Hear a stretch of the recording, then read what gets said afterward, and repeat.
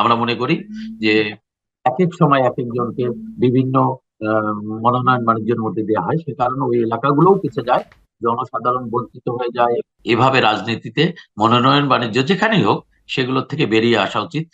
Minimum একটা রাজনীতিতে culture তৈরি করা উচিত যে যারা রাজনীতি মাঠে করবে, যার গ্রহণযোগ্যতা আছে, যার একাডেমিক কোয়ালিফিকেশন আছে, সামাজিক অবস্থান আছে, তাদেরকে মনোনয়ন দেওয়া হবে। যাদের এলাকায় জনসম্পৃক্ততা নাই, যাদের সামাজিক অবস্থান নাই, রাজনৈতিক অবস্থান নাই, যে রাজনৈতিক দলের প্রতি তার আম, আম, ত্যাগ সেটুকু নাই, অবশ্যই তাকে মনোনয়ন দেওয়া উচিত না। যে রাজনৈতিক দলগুলো যে যখন নিবন্ধন দেয়া হয়, তার যে যে সত্ত্ব যেগুলো থাকে সেখানে অবশ্যই সে সত্যগুলোর মধ্যে এরকম কিছু আনা উচিত। মনোনয়ন বাণিজ্যের মাধ্যমে অবৈধ সম্পদ অর্জন ও অর্থ পাচারের অভিযোগে জাতীয় পার্টির চেয়ারম্যান জি এম কাদেরের বিরুদ্ধে অনুসন্ধানের সিদ্ধান্ত নিয়েছে দুদক। এই যে বিষয়টি, এই যে মনোনয়ন ও নিয়োগ বাণিজ্য যে বিষয়টি রয়েছে, এই অভিযোগ তো আরো বিভিন্ন রাজনৈতিক দলের বিভিন্ন ব্যক্তির বিরুদ্ধে রয়েছে। বিভিন্ন নির্বাচন আসলেই আমরা শুনি যে এই মনোনয়ন বাণিজ্য হচ্ছে। তা আপনি কি মনে করেন যে এই বিষয়গুলো এই সরকার, অন্তর্বর্তীকালীন সরকার আসলে আরো বেশি কি বলবো, আরেকটু ভালোভাবে নজর দেওয়া উচিত যাতে রাজনীতিটা আরেকটু স্বচ্ছ হয়? অবশ্যই নজর দেওয়া উচিত। তবে পাশাপাশি যে সকল পলিটিক্যাল পার্টি আছে, আমরা যারা রাজনীতি করি, হ্যাঁ, বাংলাদেশের রাজনীতি যারা আমরা করি প্রত্যেকেই, তারা অবশ্যই আম, সচেতন হওয়া উচিত। আমি মনোনয়ন বাণিজ্য একটা আসলে রাজনীতিতে একটা অভিশাপ আমি মনে করি। কারণ আমরা দীর্ঘদিন থেকে যারা রাজপথে আন্দোলন করেছি, জনগণের সাথে সম্পৃক্ত থেকেছি, হুম, জনগণের এলাকার মানুষের জন্য কাজ করেছি, হ্যাঁ, দেখা গেল হঠাৎ করে আমাকে মনোনয়ন না দিয়ে আরেকজন কোনো কিছুর বিনিময়ে কাউকে মনোনয়ন দেয়া হয়ে গেল। সেটা আসলে রাজনীতির জন্য সেই অঞ্চলগুলোই বেশি করে পিছিয়ে পড়ে আমার ধারণা। আমরা মনে করি যে এক এক সময় এক একজনকে বিভিন্ন আহ, মনোনয়ন বাণিজ্যের মধ্যে দেওয়া হয়, সে কারণে ওই এলাকাগুলোও পিছিয়ে যায়, জনসাধারণ বঞ্চিত হয়ে যায়।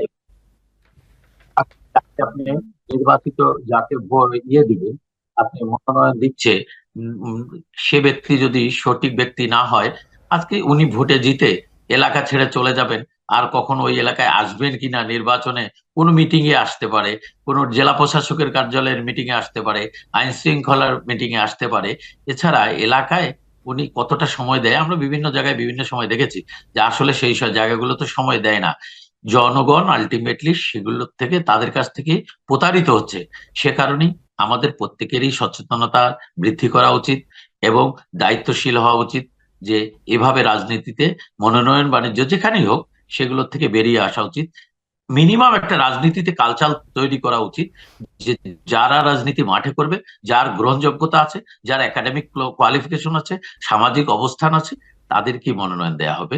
এটাই হওয়া উচিত বলে আমি মনে করি। জি, নাজমুল আল মাজু, আরেকটি বিষয় নিয়ে আমি সম্প্রতি কিছু দুই একজনের কাছ থেকে শুনছি, আমি একটু প্রশ্নটা রাখি আপনার কাছে। যেমন এই যে নির্বাচন সংস্কার কমিশন, সংবিধান সংস্কার কমিশনগুলো কাজ করছে, নির্বাচন ব্যবস্থা নিয়ে নতুন করে বেশ কিছু চিন্তা ভাবনা হচ্ছে। এই জায়গাটাতে আপনি যেমনটা বলছিলেন যে ধরুন যেই প্রার্থী রংপুর থেকে দাঁড়াবেন, সে যদি রংপুরের বাসিন্দা হন অথবা রংপুরে বিগত 20 বছর ধরে থাকেন অথবা কাজ করেন, এই ধরনের বিষয় যদি এই বিষয়গুলোর সাথে সংযুক্ত হয়, আমি জানি না মানে বিষয়টি কতটা রয়েছে এই সংস্কারের ভিতরে, আছে কিনা আদৌ বিস্তারিত আমার জানা নেই। বাট আপনি কি মনে করেন এমনটা হলে ভালো হয় কিনা? স্থানীয় লোকজনের সাথে জনসম্পৃক্ততার যে বিষয়টি, সৌহার্দ্যর যে বিষয়টি, এই বিষয়টি ভালো হয় কিনা নাজমুল আলম রাজু?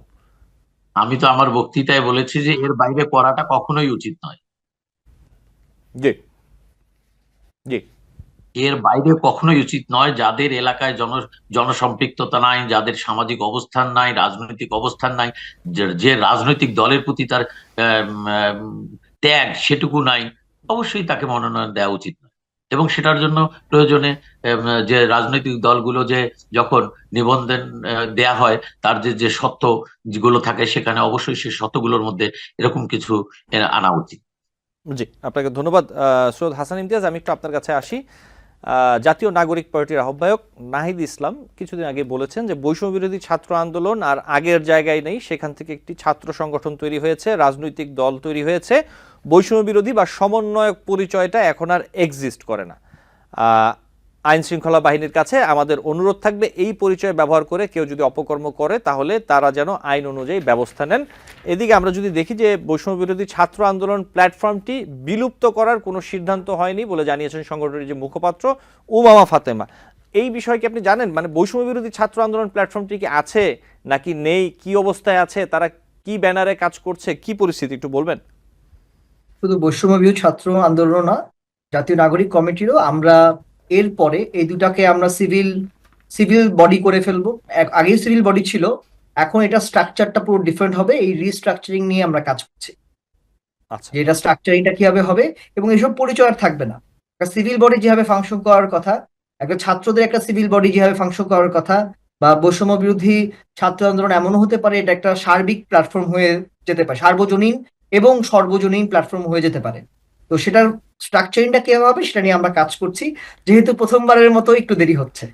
জি, আপনাকে ধন্যবাদ। আমি আপনার কাছে ছোট্ট করে আরেকটু আসি, এরপর আমি শেষ করবো নাজমুল আলম নাজু আপনাকে দিয়ে। এই যে জাতীয় নাগরিক কমিটি যে বিলুপ্ত করা হলো, নাগরিক পার্টি গঠন করা হলো, আমরা বিভিন্ন জায়গায় দেখতে এবং শুনতে পাচ্ছি, গণমাধ্যমে আসছে যে যারা নাগরিক কমিটিতে ছিলেন তাদের অনেকেই নাগরিক পার্টিতে তারা জায়গা পাননি, তারা নেতৃত্ব স্থান পাননি, হয়তো বা আশা তো তাকেই মানুষের।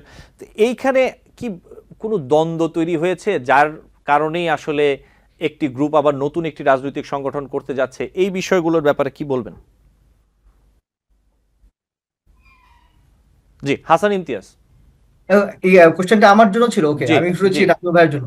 জি, এই দ্বন্দ্বটা থাকুক বা না থাকুক, এটা আমাদের এক্সপেকটেশন ছিল যে এখান থেকে মাল্টিপল পার্টি হবে। কারণ আমরা জুলাই বিষয়ে এক, আমরা সিভিল রাইটস এর বিষয়ে এক, কিন্তু এই সিভিল রাইটস এর গুলো কোন কোন প্রসেসে আমরা আগাবো, আমরা ইকোনমিকে কিভাবে প্রাধান্য দিব, হ্যাঁ, আমাদের এজেন্ডা কি হবে, এখানে কিন্তু আমরা সবাই কিন্তু একমত নই। ফলে যারা যারা একমত তারা আলাদা পার্টি করতেই পারেন, তাদের একটা ক্ষমতা দ্বন্দ্ব হতে পারে। কারণ দেখেন, এই পার্টিতে যারা সমমনা তারা এখানে এসেছে, যারা সমমনা না তারা আসলে এখানে সাস্টেন করতে পারবে না। কারণ রাজনৈতিক মতবাদে যদি আপনি এক ঐক্যমত্যে না আসেন, এটা আসলে সাস্টেন করা সম্ভব না। তারা যদি আলাদা পার্টি করে, খুবই চমৎকার, তারা এখন মানুষজনকে কনভিন্স করবে, আমরাও মানুষজনকে কনভিন্স করব।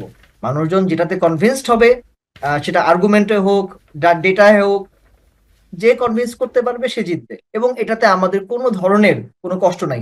এটাই পলিটিক্যাল স্ট্রাকচার, এবং আমরা চাই সবাই এটাতে পার্টিসিপেট করবে। এবং আমরা যখন আমি এটাও চাই, এমপি বা ওয়ার্ড কমিশন বা মেয়র ইলেকশনের সময় সকল পার্টির একটা করে ডিবেট হবে, এবং আপনারা সেই ডিবেটটা লাইভ করবেন, সেখান থেকে আরো কন্টেন্ট জেনারেট হবে, মানুষজন ওইটা দেখে সিদ্ধান্ত নিবে সে কাকে ভোট দিবে। নিউ ইয়র্ক থেকে সম্প্রচারিত TVN 24 টেলিভিশন বিশ্বজুড়ে বাঙালির কণ্ঠস্বর।